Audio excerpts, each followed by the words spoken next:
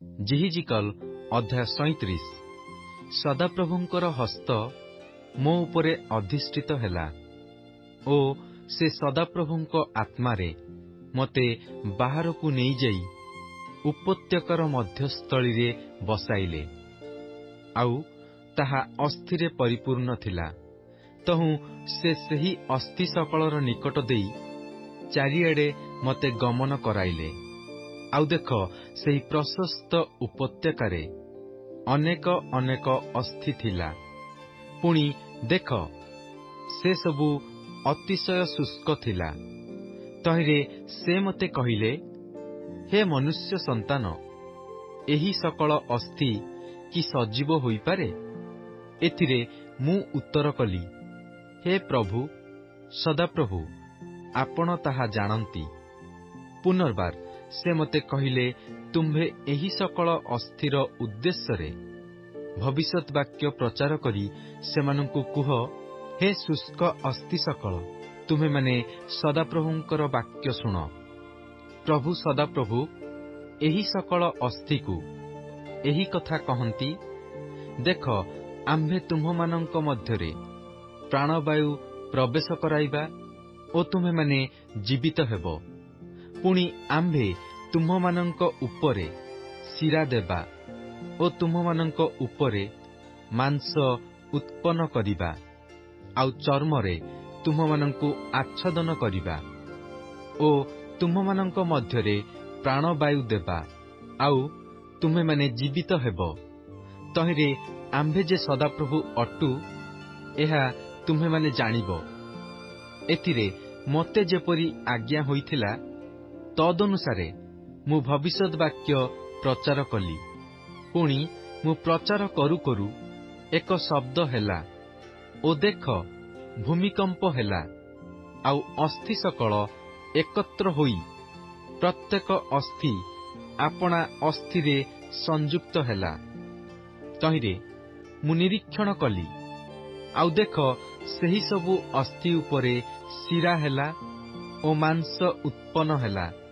पुणी चर्म से सबुकु आच्छादन कला, मात्र से सबुर मध्यरे प्राणवायु नथिला।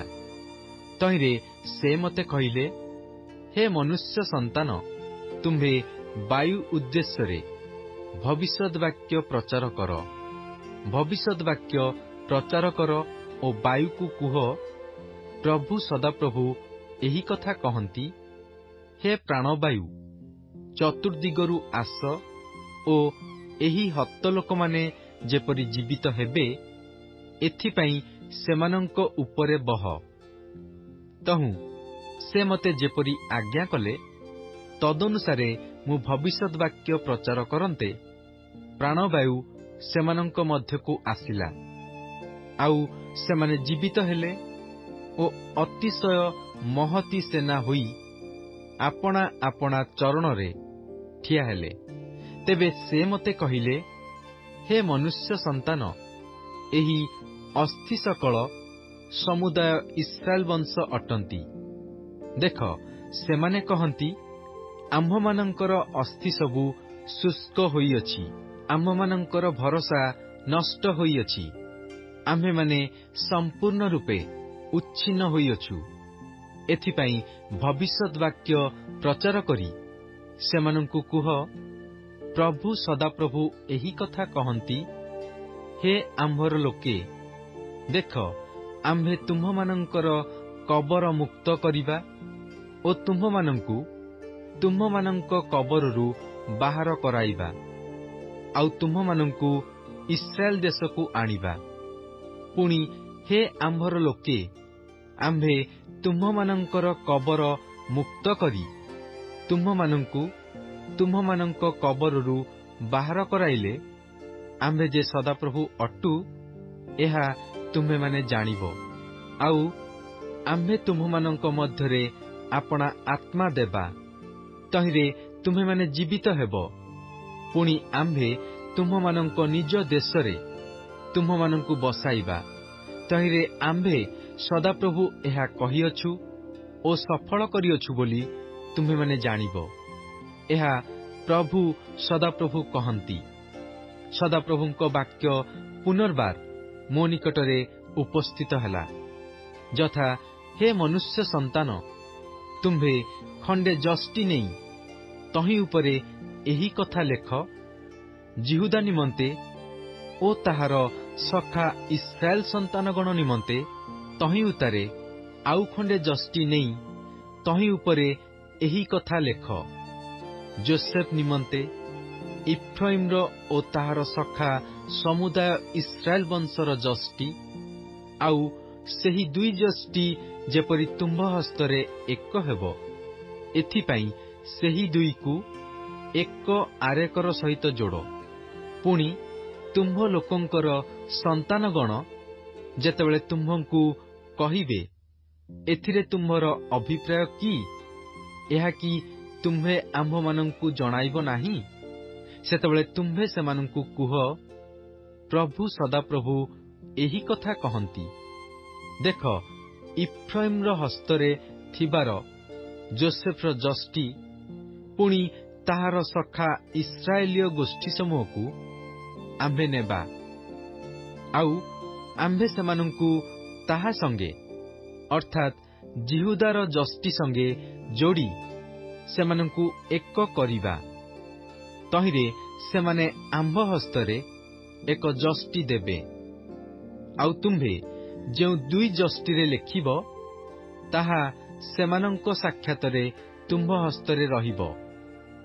ପୁଣି ତୁମ୍ଭେ ସେମାନଙ୍କୁ କୁହ, ପ୍ରଭୁ ସଦାପ୍ରଭୁ ଏହି କଥା କହନ୍ତି, ଦେଖ, ଇସ୍ରାଏଲର ସନ୍ତାନଗଣ ଯେଉଁ ଯେଉଁ ସ୍ଥାନକୁ ଯାଇଅଛନ୍ତି, ସେହି ସ୍ଥାନସ୍ଥ ଗୋଷ୍ଠୀମାନଙ୍କ ମଧ୍ୟରୁ ଆମ୍ଭେ ସେମାନଙ୍କୁ ଗ୍ରହଣ କରିବା ଓ ଚତୁର୍ଦିଗରୁ ସେମାନଙ୍କୁ ସଂଗ୍ରହ କରି ସେମାନଙ୍କର ନିଜ ଦେଶକୁ ଆଣିବା।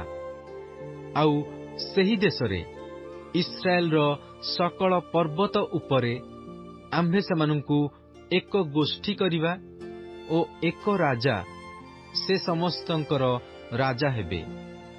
ପୁଣି ସେମାନେ ଆଉ ଦୁଇ ଗୋଷ୍ଠୀ ନୋହିବେ, କିମ୍ବା ଆଉ କେବେ ଦୁଇ ରାଜ୍ୟରେ ବିଭକ୍ତ ନୋହିବେ।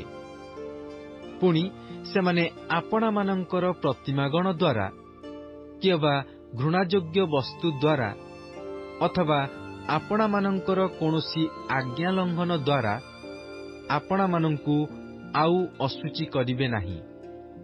ମାତ୍ର ସେମାନେ ଯେଉଁ ସକଳ ବାସସ୍ଥାନରେ ପାପ କରିଅଛନ୍ତି, ସେମାନଙ୍କର ସେହି ସକଳ ବାସସ୍ଥାନରୁ ଆମ୍ଭେ ସେମାନଙ୍କୁ ଉଦ୍ଧାର କରି ସୂଚୀ କରିବା। ତହିଁରେ ସେମାନେ ଆମ୍ଭର ଲୋକ ହେବେ ଓ ଆମ୍ଭେ ସେମାନଙ୍କର ପରମେଶ୍ୱର ହେବା।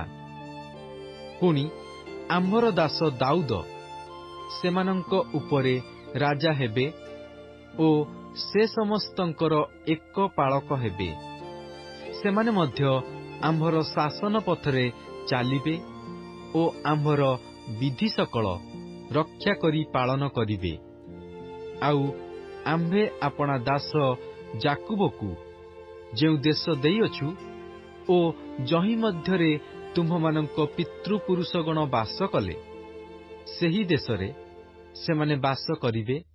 ପୁଣି ସେମାନେ ଅର୍ଥାତ୍ ସେମାନେ, ସେମାନଙ୍କର ସନ୍ତାନମାନେ ଓ ସେମାନଙ୍କ ସନ୍ତାନଗଣର ସନ୍ତାନମାନେ ସଦାକାଳ ତହିଁ ମଧ୍ୟରେ ବାସ କରିବେ। ଆଉ ଆମ୍ଭର ଦାସ ଦାଉଦ ସଦାକାଳ ସେମାନଙ୍କର ଅଧିପତି ହେବେ। ଆହୁରି ଆମ୍ଭେ ସେମାନଙ୍କ ସହିତ ଶାନ୍ତିର ଏକ ନିୟମ ସ୍ଥିର କରିବା। ତାହା ସେମାନଙ୍କ ସହିତ ଚିରକାଳୀନ ନିୟମ ହେବ। ପୁଣି ଆମ୍ଭେ ସେମାନଙ୍କୁ ବସାଇବା ଓ ବଢ଼ାଇବା ଓ ସେମାନଙ୍କ ମଧ୍ୟରେ ସଦାକାଳ ଆମ୍ଭେ ଆପଣା ଧର୍ମଧାମ ସ୍ଥାପନ କରିବା। ଆମ୍ଭର ଆବାସ ମଧ୍ୟ ସେମାନଙ୍କ ସଙ୍ଗରେ ରହିବ। ଆଉ ଆମ୍ଭେ ସେମାନଙ୍କର ପରମେଶ୍ୱର ହେବା ଓ ସେମାନେ ଆମ୍ଭର ଲୋକ ହେବେ। ପୁଣି ଯେତେବେଳେ ଆମ୍ଭର ଧର୍ମଧାମ ସେମାନଙ୍କ ମଧ୍ୟରେ ସଦାକାଳ ରହିବ, ସେତେବେଳେ ଆମ୍ଭେ ଯେ ଇସ୍ରାଏଲର ପବିତ୍ରକାରୀ ସଦାପ୍ରଭୁ ଅଟୁ, ଏହା ଗୋଷ୍ଠୀମାନେ ଜାଣିବେ।